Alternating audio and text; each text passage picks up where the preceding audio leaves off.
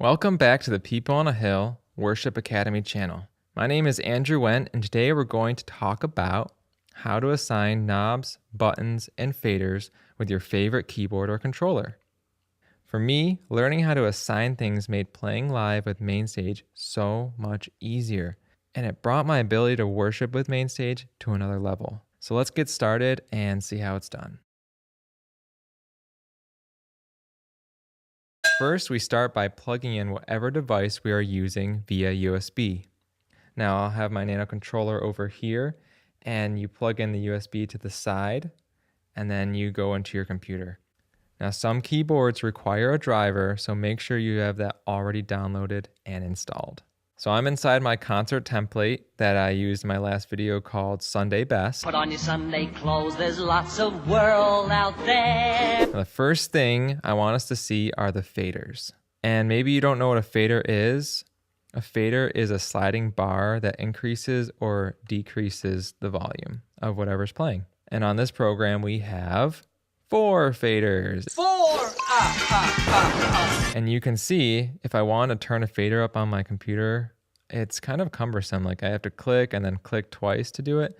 And live, it's not really conducive to playing because I don't want to have to go over to my laptop, change the fader with my mouse, and then come back to the keyboard. I want to be able to do it just instantaneously right in front of me. And so what we need to do is assign them to our controller.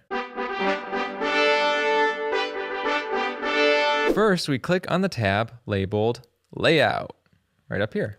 Now, when we're in our layout, we're going to see like the virtual version of our keyboard, the faders, the pad button, and our keyboard. To start assigning things, we need to click on one of the aspects of our keyboard to assign. And we're going to start with our faders. So click on the fader, and you're going to see this screen pop up with all these different parameters and blah, blah, blah. Pay attention. Where are you looking? Look here. Focus here. So first, we're going to hit Assign.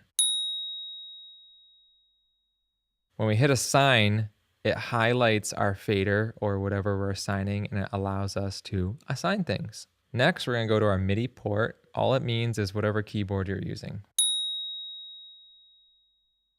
And so when I click on this, I should see the NANOKONTROL 2, and I do. It's great. I'll click on it. And then we have to come to channel. I'm not going to go too deep into what this means. All you need to do is just click channel 1. And when I click channel 1, it should automatically find fader 1. If it does not, click on it and make sure that fader 1 is assigned. To that I say, all right, all right, all right. And now what happens is they're connected, and I'll show you. When I go over to my NANOKONTROL and I move the fader on there, it moves the fader on my virtual keyboard. And so now I have to do that same process for all 4 faders. So I'll be right back. And I'm back. And look, I can now control all 4 faders with my NANOKONTROL. It's so cool. And you remember that last video I did, we talked about, mixing sounds together and how that's really important. Well, this just makes it so simple. But that's not the end of what we can do. Do you remember that pad button we talked about last time over here? Yes! Yes! Yes! Yes! Well, instead of clicking on it, we can assign it. Yeah! So we follow similar steps. We go to Layout, we click on the pad button, we hit Assign. MIDI port should be your keyboard. Channel 1. And for me, it automatically assigns it to the play button on my NANOKONTROL. So I'm going to go over to my NANOKONTROL and show you that when I hit the play button, it brings in the pad. And then when I hit the play button again, it stops it. But guys, that's not all. There is one more thing that I can assign to make my life easier on a Sunday morning, and that's assigning these arrows down below. Well, when we assign these buttons to the NANOKONTROL, guess what? We don't have to go back to our computer and click on the next song. We can just click on the button.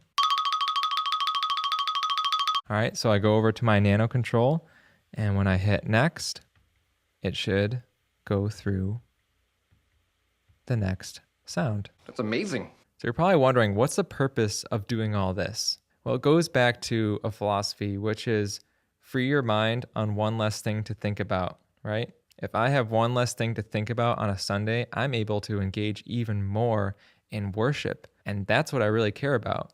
All the tech stuff and all the gear is great, but I want it to do the job for me. I don't want to have to work against it. And so doing this one step before a Sunday set list makes it so much easier to engage in worship. And that's what I want you guys to be empowered to do. So thanks for watching. Please like, subscribe, and comment below with anything you want to see pertaining Mainstage. If you want to buy the Korg NANOKONTROL 2, click the link below. Until next time, this is Andrew Wen of People on a Hill.